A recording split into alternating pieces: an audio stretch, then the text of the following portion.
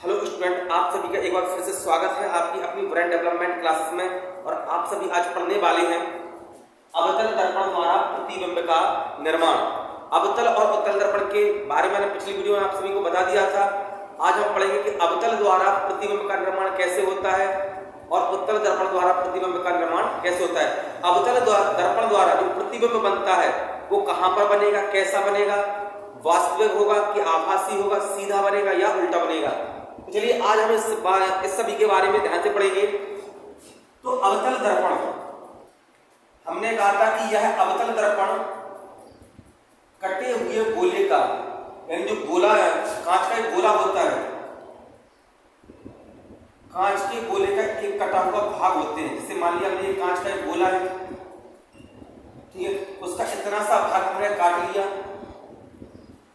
यानी गोलाकार कांच, यानी गोलीय दर्पण का कटा हुआ भाग होता है।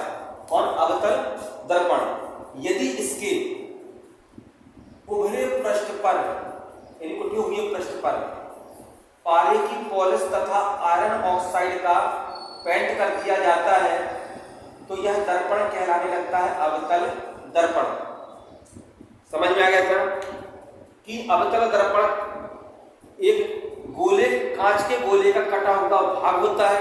इसके उभरे पृष्ठ पर, यानी उठे हुए पृष्ठ पर, एक अंदर की तरफ होता है धंसा हुआ पृष्ठ और एक ऊपर की तरफ होता है उठा हुआ पृष्ठ। यदि इसके उठे हुए पृष्ठ पर पारे की पॉलिश तथा आयरन ऑक्साइड का पेंट कर दिया जाता है तो यह दर्पण बन जाता है अवतल दर्पण।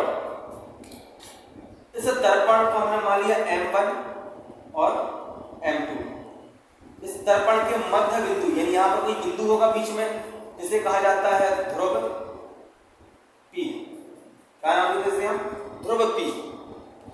और यह गोला, इस गोले का ये भाग है, मान लीजिए ये गोला है, इस गोले के मध्य बिंदु को, यहाँ पर कहीं पर होगा मध्य बिंदु, इस गोले के मध्य बिंदु को क्या कहा जाता है? वक्रता केंद्र C। वक्रता केंद्र C, ठीक है। और हमने कहा था कि वक्रता केंद्र C और ध्रुव P से होकर जाने वाली सीधी रेखा क्या कहलाती है? मुख्य अक्ष, ठीक है। गोले का मध्य बिंदु कहलाता है वक्रता केंद्र, इसे C से प्रदर्शित करते हैं। दर्पण के मध्य बिंदु को कहा जाता है ध्रुव P, ध्रुव इसे P से प्रदर्शित करते हैं, ठीक है। अब जो अवतल दर्पण होता है इसमें 6 स्थितियां बनती हैं प्रतिबिंब बनने की, यानी 6 प्रकार से प्रतिबिंब बन सकता है। दर्पण के आगे का भाग कहलाता है अनंत, या तो वस्तु यहां पर कहीं पर होगी अनंत पर, या अनंत और वक्रता केंद्र C के बीच में होगी, या फिर वक्रता केंद्र पर होगी। यहां पर होता है मुख्य फोकस F, ठीक है, जहां से किरण आकर निकलती है, आई किरण, और यहां से जहां से निकलती है वो कहलाता है मुख्य फोकस। यहां पर कोई फोकस बिंदु होगा F, ठीक है। या तो वस्तु कहां पर होगी? फोकस पर, या वक्रता केंद्र और फोकस के बीच, या फोकस और ध्रुव के बीच, यहां पर कहीं पर, ठीक है। तो ध्रुव पर तो हो नहीं सकती है, कांच पर, दर्पण पर सीधी वस्तु हम रख नहीं सकते हैं, तो यहां पर तो हो नहीं सकती है। दर्पण से आगे ध्रुव और F के बीच में पहली स्थिति, या फिर फोकस पर हो सकती है दूसरी स्थिति, या फोकस और वक्रता केंद्र C के बीच हो सकती है, या वक्रता केंद्र पर हो सकती है, या वक्रता केंद्र से अलग आगे अनंत और वक्रता केंद्र C के बीच, या फिर अनंत पर। तो पहली स्थिति कह दी हमने कि जब वस्तु कहां होगी? अनंत पर। दूसरी स्थिति कि जब वस्तु कहां होगी? अनंत और वक्रता केंद्र के बीच में। तीसरी स्थिति कि जब वस्तु कहां होगी? वक्रता केंद्र C पर। और चौथी स्थिति कि जब वस्तु वक्रता केंद्र C और मुख्य फोकस के बीच में होगी। पांचवी कि जब वस्तु मुख्य फोकस पे हो, और छठवीं जब वस्तु फोकस और ध्रुव P के बीच हो। सातवीं हो नहीं सकती है क्योंकि ध्रुव पर, कांच पर कोई वस्तु हम रखते नहीं है कि उस पर कांची पर के ऊपर देख रहे उसको, नहीं, ऐसा हो ही नहीं सकता। तो ये 6 स्थितियां बन जाती हैं। एक जब वस्तु अनंत पर होती है, दूसरी जब वस्तु अनंत और वक्रता केंद्र C के बीच होती है, तीसरी जब वक्रता केंद्र C पर होती है, चौथी जब C और F के बीच होती है, और पांचवी जब F पर होती है और जब F से आगे होती है। ठीक है, तो आज हम पढ़ रहे हैं। अब इसके बाद इनका प्रतिबिंब बनता कैसे, ये चीज भी ध्यान में रखना है, क्योंकि पूछ लिया जाता है कि अगर वस्तु अनंत पर हो तो इसका प्रतिबिंब किस प्रकार का होगा। जैसे जैसे हम अंत की तरफ आगे, प्रतिबिंब सबका कैसा बनता है, वास्तविक, वास्तविक और उल्टा। यहां पर भी कैसा प्रतिबिंब बनेगा, जब वस्तु अनंत और वक्रता के सी के बीच हो, वास्तविक और उल्टा। ठीक है, जब वक्रता केंद्र सी पर हो तब भी कैसा बनेगा, वास्तविक और उल्टा। ठीक है, यहां पर देखिए, चाहे पहली स्थिति हो, फर्स्ट स्थिति, जब अनंत पर हो वस्तु तब भी बनेगा वास्तविक और कैसा बनेगा, उल्टा प्रतिबिंब। दूसरी स्थिति जब वस्तु अनंत और वक्रता के सी के बीच हो तब भी प्रतिबिंब कैसा बनेगा, वास्तविक यानी रियल और उल्टा। जब वस्तु कहां हो, वक्रता के यानी F से तो आगे है, और जब भी वस्तु F से आगे होगी वास्तविक और उल्टा ही प्रतिबिंब बनेगा। इसका भी कैसा बनेगा, वास्तविक और उल्टा। चौथी स्थिति जब वक्रता केंद्र C और F के बीच हो तब भी F से आगे है तो भी क्या होगा, वास्तविक तथा उल्टा। ठीक है, तो पांचवी स्थिति, पांचवी कंडीशन कि जब वस्तु कहां पर हो, F पर, और जब वस्तु F पर होती है तब इसका प्रतिबिंब कैसा बनेगा, तब भी इसका प्रतिबिंब कैसा बनेगा, वास्तविक तथा उल्टा, वास्तविक तथा उल्टा। और हमने कहा जैसे F से, F के आगे सब वास्तविक तथा उल्टा, और F के जैसे पीछे पहुंचेगी तो यहां पर छठवीं स्थिति में बन जाएगा वो, छठवीं कंडीशन F के पीछे ध्रुव और P के बीच, तो यहां पर हो जाएगा आभासी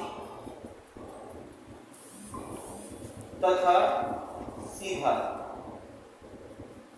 ठीक है, इतनी कंडीशन समझ में आ गई कि या तो वस्तु अनंत पर होगी तब प्रतिबिंब कैसा बनेगा, वास्तविक उल्टा। यानी जब भी वस्तु F से आगे हो, F के आगे होगी तो वास्तविक और उल्टा ही प्रतिबिंब बनाएगी।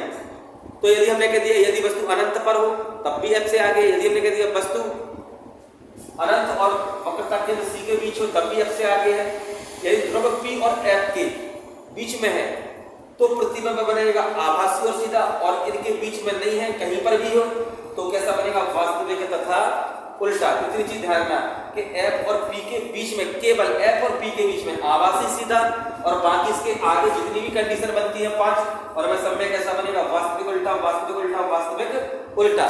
ठीक है, इसे याद रखने में सरलता होगी। अब इसके बाद हम जैसे जैसे वस्तु आगे होती है कंडीशन में बदलाव, तो इन सब में अंतर क्या है, वस्तु जितनी ज्यादा दूरी पर होगी उसका प्रतिबिंब उतना छोटा होगा। ठीक है, यानी जब वस्तु अनंत पर होगी, बहुत दूरी पर, तो इसका मतलब है कि बिंदु के आकार का बनेगा, बिंदु, बिंदु आकार, इसका जो प्रतिबिंब बनेगा बिंदु के आकार का, बहुत छोटा। ठीक है, वास्तविक उल्टा भी बनेगा और इसका आकार कैसा होगा, बिंदु के आकार का, पॉइंट के आकार का। वास्तविक तथा उल्टा, जब जैसे वस्तु अनंत से वक्रता केंद्र C के बीच आई, थोड़ी पास में आ गई, तो अब ये प्रतिबिंब बन जाएगा बिंदु से बड़ा, बिंदु से बड़ा। पहले बिंदु क्या करता तो थोड़ा सा बिंदु से बड़ा हो गया। इतनी बात समझ में आ गई होगी लगभग कि पहला बिंदु के आकार का और फिर थोड़ा बिंदु से बड़ा, बिंदु से बड़ा लिख सकते हैं, जैसे लिख सकते हैं हम कि वस्तु से छोटा, वस्तु से छोटा। और जैसे जैसे पास में आते जाते हैं आकार बढ़ता चला जाता है। पहले बिंदु क्या करना था और फिर वस्तु से छोटा हो गया। इसके बाद जैसी तीसरी कंडीशन वक्रता केंद्र पर आएंगे तो कैसा हो जाएगा, वस्तु के बराबर। पहले छोटा था फिर वस्तु से छोटा हुआ फिर वस्तु के बराबर, और इसके बाद चौथी कंडीशन जब आगे आएगा F के पास में आएगा तो कैसा हो जाएगा, वस्तु से बड़ा।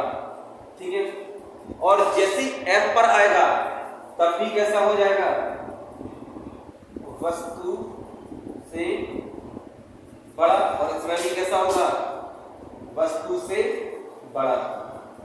ठीक है, पहले बिंदु के आकार का था तो वस्तु से छोटा, जो वस्तु यहाँ पर रखी इससे छोटा, फिर वस्तु के बराबर तीसरी कंडीशन में, फिर वस्तु से बड़ा, और उसके बाद फिर बड़ा होता चला गया। पहले अनंत पर था तो छोटा हुआ, फिर वस्तु के आकार से छोटा, फिर वस्तु के अनंत पर बिंदु के आकार का, वस्तु से छोटा, वस्तु के बराबर, वस्तु से बड़ा, फिर वस्तु से बड़ा, और फिर वस्तु से बड़ा। इस प्रकार प्रतिबिंब बनता चला गया। तो लगभग इतना सबको समझ में आ गया होगा। अवतल दर्पण द्वारा 6 कंडीशनें होती हैं जिससे हम प्रतिबिंब ज्ञात करते हैं। एक जब वस्तु अनंत पर होती है, दूसरी जब वस्तु अनंत से वक्रता केंद्र C के बीच होती है, तीसरी जब वक्रता केंद्र C पर होती है, वक्रता केंद्र C से आगे F और C के बीच होती है, फिर F पर होती है, फिर F और P के बीच होती है। P पर वस्तु हो नहीं सकती है। तो 6 कंडीशनों में प्रतिबिंब 5 कंडीशनों में तो सेम बनता है, वास्तविक उल्टा, वास्तविक उल्टा। 6वीं कंडीशन जब F से आगे पहुंचते हैं तो आवाज से सीधा हो जाता है प्रतिबिंब। पहले छोटा होता है बिंदु के आकार का, फिर बिंदु वस्तु से छोटा, वस्तु के बराबर, वस्तु से बड़ा। ठीक है, लगभग सबको समझ में आ गया होगा। आज के लिए इतना ही। नमस्कार, धन्यवाद। कल फिर मिलते हैं नए वीडियो के साथ। और जो लोग चैनल पर नए हैं चैनल को सब्सक्राइब करें, लाइक करें, बेल आइकन को दबाना ना भूलें जिससे आने वाला वीडियो तुरंत आप तक पहुंच सके। वीडियो को ज्यादा से ज्यादा शेयर कर दिया करें जिससे कि सभी विद्यार्थी इस वीडियो के माध्यम से हमारे चैनल से जुड़ सके। आज के लिए इतना ही। नमस्कार, धन्यवाद। कल फिर मिलते हैं नए टॉपिक के साथ।